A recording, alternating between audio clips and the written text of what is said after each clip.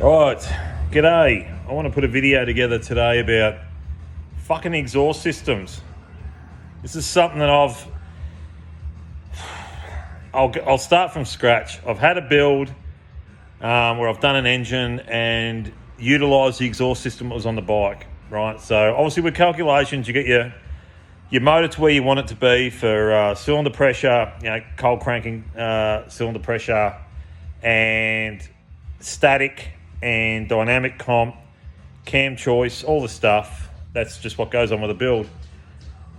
Unfortunately, a bike that I'd done wasn't coming up on the horsepower.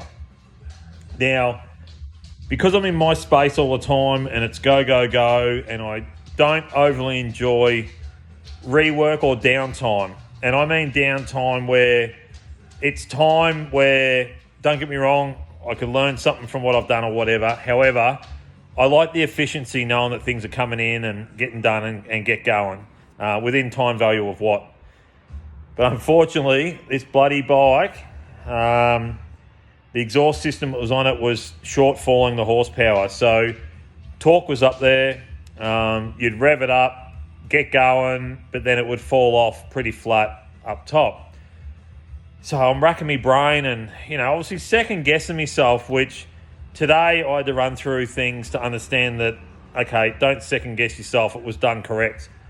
So the bike essentially, we put easy start cams in the twin cams. They've got a mechanical ratchet in there basically that decomps the motor on exhaust valve for just pre-lift, so to speak, to let some gases out of the compression for the cylinder to start. Anyway, I went in today and I actually zip tied these things off to get a true reading on cylinder pressure. I went obviously quite far into things today, and I guess the thing is, I've got to take my own advice. Sometimes you've got to slow down and look at the basics. And I just started looking too deep into it. Do I get the heads off? Do I need to deck the heads more to get cylinder pressure up? Yada, yada, yada. But it had a lot of torque, the bike, for what it is. So anyway, went through a lot of pre-checks today. I ran a bore scope. I done a leak down test. I done a cold cranking cylinder pressure check with decomps activated, and then got in and deactivated the mechanical one so I could get a true cylinder pressure. Ended up getting a slide hammer today, knocked the baffles out of the exhaust on this bike, picked up 14 horsepower. So it's amazing what exhausts can do for difference, especially when it comes to 2 in the 2, depending on tubular length, how they're stepped in diameter. This exhaust is 1 3/4, 7/8 to 2 1/4. Would I like to have something different? Absolutely, but I thought today, after finding all this out, running it on the dyno, getting it off, changing, doing this, doing that, getting information, getting data, trying to get results to determine what the factual, information is. And now I'm at a point where I'm actually just spreading the baffles to understand that if we make a difference in diameter, where we're picking power up and how far it's going. The exhaust itself, stock, was just falling off so much. It was short-falling adequate.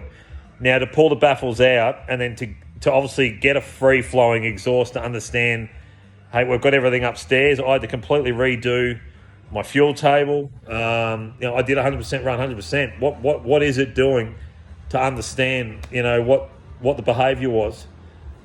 But today was one of them days where I learned a lot within myself. I did start second guessing a couple of things, and I didn't need to, right? But because I'm so fucking anal on my stuff, it's like, hang on, man, is there a slip up somewhere? Go through, check. As much as today could be written off, at the end of the day, I got more information, valuable information about the build and the characteristics of it, the behaviour, and getting data. Data's always a thing. Information is absolutely imperative. So the motor was set up correct. It was all Mickey Mouse, but we had an issue, and it was an exhaust.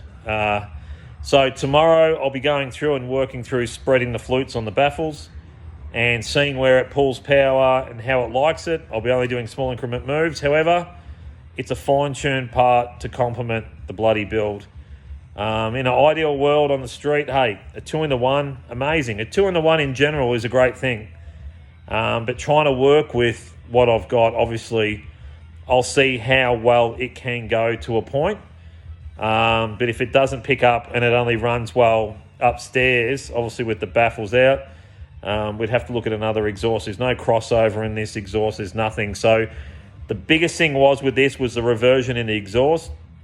It was just killing it, and it just had nothing upstairs horsepower-wise. So bit of food for thought with the exhaust systems itself. Like I said, trying to get by with what you can calculate your engine build to a T. Absolutely formulate that thing to where you want it. But if you can't back it up in the interim of an exhaust, you're going to suffer. And that's unfortunately what happened with this one. But there is corrections taking place, and I'll go again tomorrow. But that is just yet another day at the office. I guess, like I said, the thing is, because I'm the one-man band in that place, trying to conquer all areas of life when it comes to this HD stuff, I've now got to take it with a grain of salt and go, yep, we've pre-checked, we've reassured, and now we're moving back on to the exhaust. So there you go. Happy Wednesday.